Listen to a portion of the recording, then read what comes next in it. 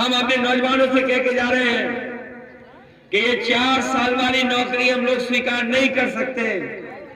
जब भी इंडिया गठबंधन की सरकार बनेगी, समाजवादी पार्टी इस अग्निवीर व्यवस्था को हमेशा हमेशा के लिए खत्म कर देगी।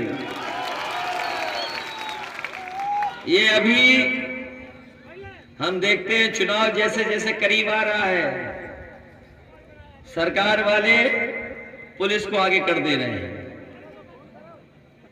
कभी कभी ये खाकी वर्दी वाले भाई लोग हमें डराते भी हैं हम लोगों को। और जब से सरकार ने 100 नंबर 112 किया है, इन्हें लगा कि उन्होंने नंबर बढ़ा दिया तो हमें भी अपना रेट बढ़ा लेना चाहिए।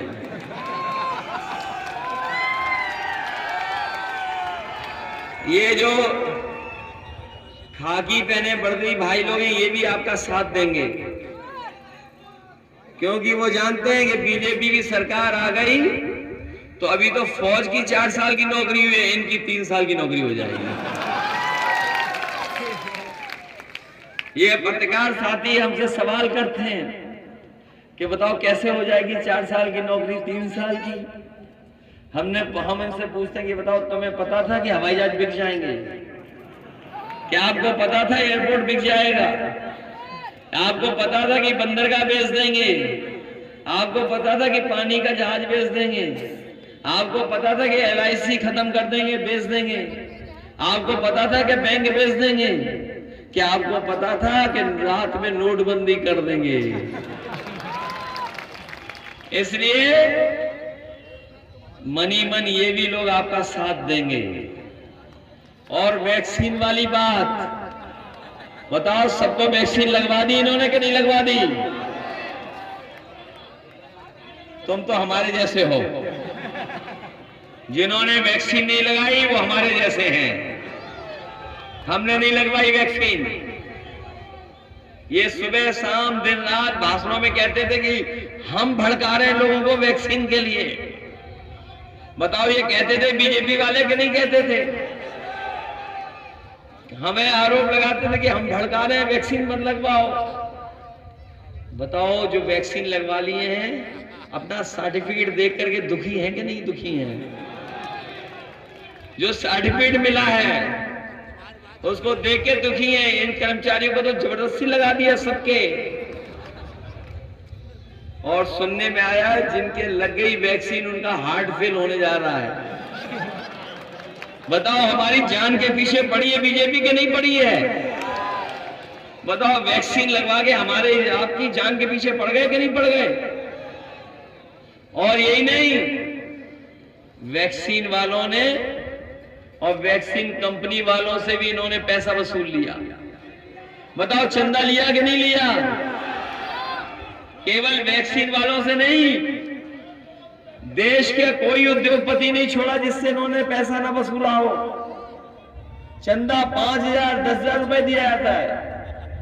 जो संपन्न होता है वह 1 लाख देता है, लेकिन बीजेपी वालों ने 1,000 करोड़ लिया है। अरे 50 करोड़ नहीं, 1,000 करोड़ रुपए लिया है बड़े बड़े उद्योगपतियों से। किसी से 1,000 करोड़, किसी से 500 करोड़, किसी से 400 करोड़। और ये हमारा नौजवान सही कह रहा है, वैक्सीन वालों से इतना ही लिया जितना ये बता रहा है। बताओ, वैक्सीन वालों से ही पैसा ले लिया। जो दवाई के पत्ते आते थे, दवाई के पत्ते छोटे हो गए कि नहीं हो गए? और आपके बुखार की, पेट दर्द की दवा महंगी हो गई कि नहीं हो गई? डीजल पेट्रोल महंगा हो गया कि नहीं? और जब बीजेपी नहीं आई थी तब मोटरसाइकिल कितने रुपए की थी? जो मोटरसाइकिल कितने रुपए की थी बताओ आज? और आज कितने रुपए खरीदनी पड़ रही? बताओ, महंगाई बढ़ा दी कि नहीं बढ़ा दी? सोचिए, कौन कमा रहा है मुनाफा? कौन मुनाफा कमा रहा है? इसलिए आप सब लोग मिलकर के हमारी मदद करोगे। ये न केवल हमारे आपके भविष्य का चुनाव बल्कि आने वाली पीढ़ी के भविष्य का चुनाव भी है। इसलिए संविधान बचाने के लिए जो संविधान हमारे बाबा साहब भीमराव अम्बेडकर जी ने दिया, जिसकी वजह से हमें अधिकार मिलता है, सम्मान मिलता है, ये संविधान हमारी संजीवनी है। बताओ बचाओगे कि नहीं बचाओगे संविधान?